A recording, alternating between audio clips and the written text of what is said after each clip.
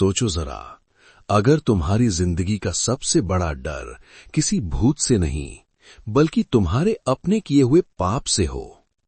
आज हम बात करने वाले हैं 1922 मूवी की, जो एक नॉर्मल हॉरर फिल्म नहीं है। इस मूवी में ना ज्यादा जंप स्केयर है, ना ही लाउड बैकग्राउंड म्यूजिक। फिर भी ये मूवी धीरे धीरे तुम्हारे दिमाग में घुस जाती है और एंड तक तुम्हें अनईजी फील कराती रहती है, क्योंकि यहां विलन कोई भूत नहीं, विलन है गिल्ट। वीडियो को एंड तक देखना, क्योंकि एंडिंग सिर्फ सैड नहीं है, अंदर से तोड़ देने वाली है। स्टोरी सेट है 1922 के रूरल अमेरिका में। एक अकेला फार्म हाउस, कॉर्न से भरे हुए फील्ड्स और आसपास दूर दूर तक कोई नहीं। यहीं रहता है विल्फ्रेड जेम्स, एक जिद्दी, गुस्सैल और पुराने ख्यालों वाला फार्मर।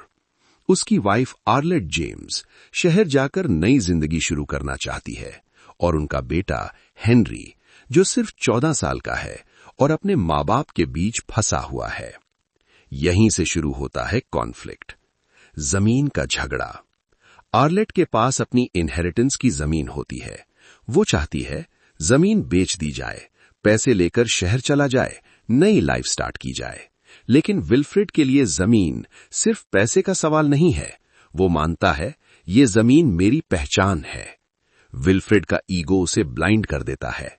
वो किसी भी हाल में जमीन बेचना नहीं चाहता। यहीं से लालच और कंट्रोल का गेम स्टार्ट होता है। Brain washing the son. Wilfred अपने बेटे का यूज करता है। वो हेनरी को कहता है, अगर मां जमीन बेच देगी तो वो घर छोड़ देगी और तुम्हारा फ्यूचर खत्म हो जाएगा। धीरे धीरे एक इनोसेंट बच्चा अपने बाप के वर्ड्स को सच मान लेता है। यहां मूवी हमें दिखाती है कैसे पेरेंट्स का प्रेशर बच्चों की सोच बदल देता है। हेनरी कंफ्यूज्ड है, लेकिन बाप का डर ज्यादा स्ट्रांग है। The murder night. एक अंधेरी रात आर्लेट घर के काम में बिजी होती है। अचानक विल्फ्रेड और हेनरी उस पर अटैक कर देते हैं। ये मर्डर कोई प्रोफेशनल नहीं होता, ये मेसी है, ये पेनफुल है, ये अनकंफर्टेबल है। आर्लेट स्ट्रगल करती है, अपने ही बेटे से हेल्प मांगती है, लेकिन हेनरी चुप रहता है। फाइनली आर्लेट मर जाती है। उसकी बॉडी को कॉर्नफील्ड के पास एक पुराने कुआं में फेंक दिया जाता है। क्राइम कंप्लीट हो जाता है, पर यहीं से शुरू होती है असली हॉरर। गिल्ट की शुरुआत। मर्डर के बाद विल्फ्रेड नॉर्मल होने की एक्टिंग करता है, लेकिन रात को उसे चूहे दिखाई देते हैं। उसे लगता है कोई उसे देख रहा है। आर्लेट की आवाज सुनाई देती है। चूहे धीरे धीरे सिंबल बन जाते हैं उसके गिल्ट का। जितना वो क्राइम छुपाता है, उतना ही उसका दिमाग उसे पनिश करता है। मूवी यहां क्लियरली बताती है, गिल्ट एक ऐसी जेल है जिसका दरवाजा बाहर से बंद नहीं होता। हेनरी का गिरना।